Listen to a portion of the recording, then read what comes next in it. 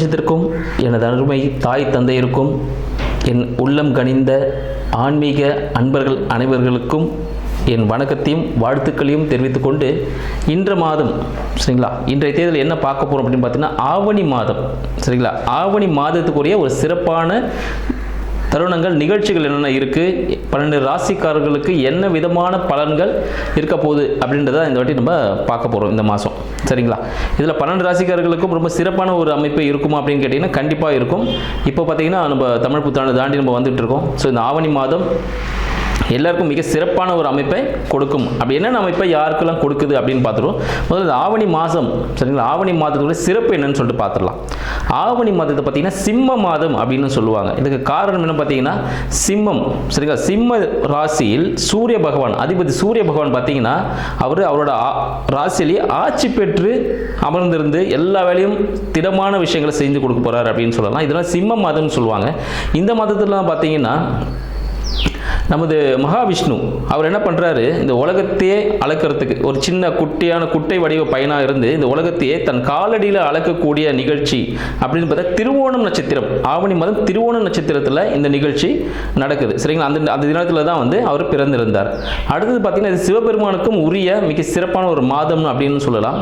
அதுவும் பார்த்தீங்கன்னா இன்னொன்று நம்ம கிருஷ்ண பரமாத்மா அஷ்டமி திதியில், ஆவணி மாதத்தில் அஷ்டமி திதியில் தான் பிறந்திருக்கிறார். ஸோ அத்தனை கூட சிறப்புகளும் இருக்கு. சரி, இவங்களுக்குலாம் இருக்கு. அப்போ விநாயகர் விட்டுருவோமா? நம்ம விநாயகருக்கு சங்கடா சதுர்த்தி, மகா சங்கடா சதுர்த்தி இந்த வருடத்தில் கடந்த ஒரு வருடமா சதுர்த்தி விரதத்தை நம்மளால கடைபிடிக்க முடியலை அப்படின்னு சில நாள் இருப்பாங்க, தொடர்ந்து பண்ணிட்டு இருப்பாங்க. சில டைம் பண்ண முடியாமல் போயிருக்கும். அவங்க எல்லாமே அந்த டைமில் விட்டுருந்தாலும் இந்த மகா சங்கட சதுர்த்தி அப்படின்னு சொல்லக்கூடிய விநாயகர் சதுர்த்தி அப்படின்னு சொல்லுவோம். அது பார்த்தீங்கன்னா ஆவணி மாதம் நம்மளுக்கு வரப்போகுது சரிங்களா. அதில் நம்ம ஆகஸ்ட் 27 அப்படின்னு சொல்லலாம் ஆங்கிலத்தில். ஸோ அந்த தேதிக்கு வரக்கூடிய சதுர்த்தி விரதம் சரிங்களா, மகா சங்கட சதுர்த்தி விநாயகர் சதுர்த்தின்னு சொல்லுவோம். ஸோ விநாயகர் முழு முதற் கடவுள் விநாயகரை வழிபட்டு நம்ம செய்யக்கூடிய அனைத்து செயல்களும் சிறப்பாக இருக்கும் அப்படின்றது நம் முன்னோர்கள் நம்மளுக்கு கொடுத்த ஒரு அருள்வாக்கு அப்படின்னு சொல்லலாம். இத்தனை மிக்க சிறப்பான ஆவணி மாதம் நமக்கு 12 ராசிக்காரர்களுக்கும் எந்த விதமான பலன்களை கொடுக்க போகிறது அப்படின்ற விஷயத்தை நம்ம தனித்தனியாக பார்த்துருவோம். இதில் யாருக்கெல்லாம் சிறப்பாக இருக்குது, என்னென்ன முன்னெச்சரிக்கை நடவடிக்கைகள் யாரெல்லாம் எடுத்துக்கணும், யாருக்கெல்லாம் தனவரவுகள் அதிகமாக இருக்குது அப்படின்ற விஷயத்தையும் நம்ம தெளிவாக பார்க்க போகிறோம். மீனராசி அன்பர்கள் அனைவருக்கும் அடியனின் வணக்கங்கள்.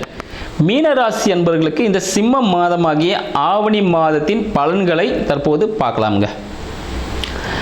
மீனராசி அதிபதி குரு பகவான் மிதுனத்தில் இருக்கார் இந்த வருடம் ஃபுல்லாக சரிங்களா. மிதுனத்தில் இவரோட திங்கிங்லாம் எப்படி இருக்கும், இவரோட சிந்தனைகள் எப்படி இருக்குன்னு பார்த்தீங்கன்னா முழுமையாகவே வீடு சார்ந்த சிந்தனைகள் தான் அதிகமாக இருக்கும். வீடு, குடும்பம் சரிங்களா, வண்டி எதனா வாங்கலாமா, வீடு கட்டலாமா, நிலம் எதனா வாங்கலாமா, இது போல சிந்தனைகள் இருக்கும். கொஞ்சம் உடல் சம்பந்தப்பட்ட சிந்தனைகளும் கண்டிப்பாகவே இருக்கும். ஏன்னு பார்த்தீங்கன்னா வரியாதிபதியான சனீஸ்வர பகவான் கும்பத்தில் இருந்து இப்போ மீனத்தில் சஞ்சரிச்சுட்டு இருக்காரு. இந்த வருடத்தில், இந்த வருடம் ஃபுல்லாகவே அப்படி தான் இருப்பார் சரிங்களா. அடுத்த வருடமும் அப்படி தான் இருப்பார். இந்த மீனத்தில் சனீஸ்வரன் போகிறதுனால சிறிய உடல் உபாதைகள் ஏற்பட்டுகிட்டே இருக்கும். அப்பப்போ சின்னதாக பார்த்தீங்கன்னா ஏற்பட்டு இருக்கும்.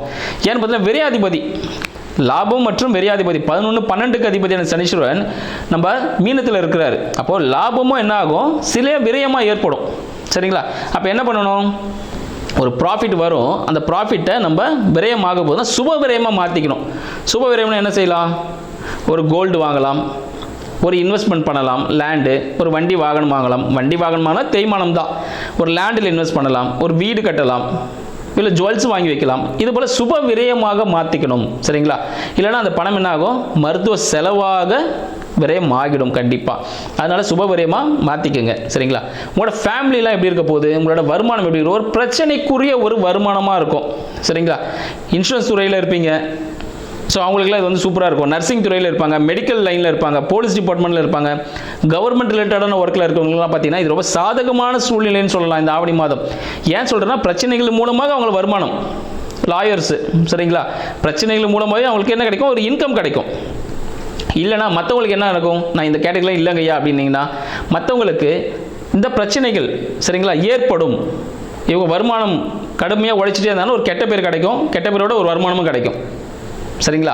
அதை எப்படி பார்த்தீங்கன்னா ஒரு ஃபுல்லாக ஒர்க் பண்ணிகிட்டே இருப்பார், திடீர்னு பார்த்தீங்கன்னா சரியாக ஒர்க் பண்ணலன்னு சொல்லுவாங்க. அப்புறம் பார்த்தா ப்ரொடக்ஷன் அங்கே நிறையா ப்ரொடக்ஷன் அங்கே ஆயிருக்கும். நம்ம தான் தப்பாக சொல்லிட்டோம், அது மாதிரி ஒரு திட்டம் வாங்கிட்டு இருப்பார். அதுக்கேற்ற அடிஷ்னல் போனஸ் மாதிரி இன்கமும் இவருக்கு கிடைக்கும். இவர் எதிர்பாராத ஒரு நேரத்தில் அவருக்கு அந்த ப்ராஃபிட் கையில் கிடைக்கக்கூடிய ஒரு காலகட்டமாகவே இருக்குன்னு சொல்லலாம். அடுத்து பார்த்தீங்கன்னா இவரோட முயற்சிகள் எல்லாமே பார்த்தீங்கன்னா ஒரு சக்ஸஸ் கொடுக்கக்கூடிய ஒரு காலகட்டமாக இருக்கும். சரிங்களா? ஏன்னு பார்த்தீங்கன்னா இவருக்கு முயற்சி மூலமாகவே சரிங்களா இவரோட பிரச்சனைகள் எல்லாம் சால்வ் ஆகக்கூடிய ஒரு பிரச்சனை எல்லாமே இப்போ என்னன்னா அவர் பெரிய பெரிய பிரச்சனைகள் இருக்கும், அது எல்லாமே ஒரு முடிவுக்கு வரக்கூடியதாக இருக்கும் இவரோட முயற்சியின் மூலமாக. அதனால புதிய முயற்சிகள் செய்கிறது இவருக்கு பாசிட்டிவாக கொடுக்கும்னு சொல்லலாம். அடுத்து பார்த்தீங்கன்னா நான்காம் பாவத்தில் குரு பகவான் இருக்கார். குரு பகவான் இருக்கிறதுனால என்ன ஆகுது பார்த்தீங்கன்னா நான்காம் பாவம் ஒரு நல்ல மனை அமையக்கூடிய ஒரு வாய்ப்பு இருக்குது அப்படின்னு சொல்லிக்கலாம். சரிங்களா? ஸோ அதனால் அந்த விஷயங்களை ஒரு நல்ல கண்ணும் கருத்துமாக பார்க்குறது ரொம்ப நல்ல விஷயம். அடுத்து புத்திரம், சரியா, புத்திர பாக்கியம் அப்படின்னு சொல்லுவாங்க பாருங்க. குழந்தை பிறப்புக்காக ஏங்கி கொண்டிருப்பவர்களுக்கு குழந்தை பிறக்கக்கூடிய ஒரு காலகட்டம் சொல்லலாம். ஐந்தாம் பாவ அதிபதியான சந்திர பகவான் எங்க இருக்காரு? ஆவணி மாத தொடக்கத்தில் ரிஷபத்தில் இருக்காரு. சரிங்களா? ரிஷபத்தில் இருக்கும்போது என்ன ஆகும்? அது புத்திரருக்கு 11ன்னு வரும். இவரின் முயற்சி மூலமாக அவருக்கு புத்திர பாக்கியம் சொல்லக்கூடிய ஐந்தாம் பாவம், சரிங்களா, மீனத்திற்கு புத்திர பாக்கியம் ஐந்தாம் பாவத்தில் என்ன ஆகுது பார்த்தீங்கன்னா சந்திர பகவான் பார்த்தீங்கன்னா இவருக்கு ரிஷபத்தில் இருக்கிறார். இந்த ரிஷபத்தில் இருக்க காலகட்டம் பார்த்தீங்கன்னா புத்திர பாக்கியம் இல்லாமல் கஷ்டப்பட்டவங்களுக்கு எல்லாமே ஒரு குழந்தை பிறக்கிறதுக்கான வாய்ப்புகள் இந்த காலகட்டத்தில் ஏற்படுதுன்னு சொல்லி ஒரு மகிழ்ச்சியான தருணத்தை உங்களுக்கு நான் தெரிவிச்சுக்கிறேன். அதே போல் பார்த்தீங்கன்னா இன்கேஸ் வாழ்க்கை துணையை நம்பி இருக்காங்க, இன்கேஸ் பார்த்தீங்கன்னா திருமணம் ஆகலை அப்படின்னு சொல்லிட்டு நிறைய அன்பர்கள் இருக்காங்க. திருமணம் ஆகாத அன்பர்களுக்கு, திருமணத்துக்காக காத்து கொண்டிருக்கக்கூடிய அன்பர்களுக்கும் ஒரு ஜாக்பாட் என்னன்னு பார்த்தீங்கன்னா இந்த மாதம் திருமணத்திற்கான ஒரு சிறந்த காலமாக திகழ்கிறது. இவங்க பார்த்தீங்கன்னா உங்கள் ஃபேமிலிக்குள்ளேயே இருக்க ஒரு பர்சனே கல்யாணத்துக்காக ரெடியாக இருப்பாங்க. நீங்கள் ஃபேமிலிக்குள்ளேயே பொண்ணு மாப்பிள்ளையை பார்த்தீங்கனாலே போதும், மேரேஜ் சக்ஸஸ்ஃபுல்லாக நடக்கக்கூடிய ஒரு காலகட்டமாக இருக்கும். அவங்க ஒரு சிறந்த ஒரு பணியில் இருக்கக்கூடிய ஒரு பர்சனாக இருப்பாங்க. ஆனால் நீங்கள் போய் பொண்ணு தேடுற மாப்பிள்ளை தேடுறன்னு வெளியே போய் தேட வேண்டாம். ஃபேமிலிக்குள்ளேயே அவங்களுக்கு பொண்ணும் மாப்பிள்ளையும் ரெடியாக இருப்பாங்க திருமணத்திற்கு. இந்த காலகட்டத்தை நீங்கள் பயன்படுத்துறது மூலமாக ஈஸியாக திருமணம் உங்களுக்கு கைகூடும் அப்படின்னு சொல்லிக்கலாம். சரிங்கய்யா, அப்பாவுக்கு எப்படி இருக்கும் அப்படின்னு பார்த்தீங்கன்னா அப்பாவுக்கு ரொம்ப நல்லாவே இருக்கும். அப்பாவுக்கு ஒரு பெரிய பணம் வரக்கூடிய ஒரு காலகட்டமாக இந்த ஆவணி மாதம் திகழ போகிறது. சரிங்க, அப்பாவுக்கு ஒரு ஜாக்பாட் அடிக்க போகுது, அப்பாவுக்கு ஒரு ரிட்டையர்மெண்ட் பணம் வரலாம்.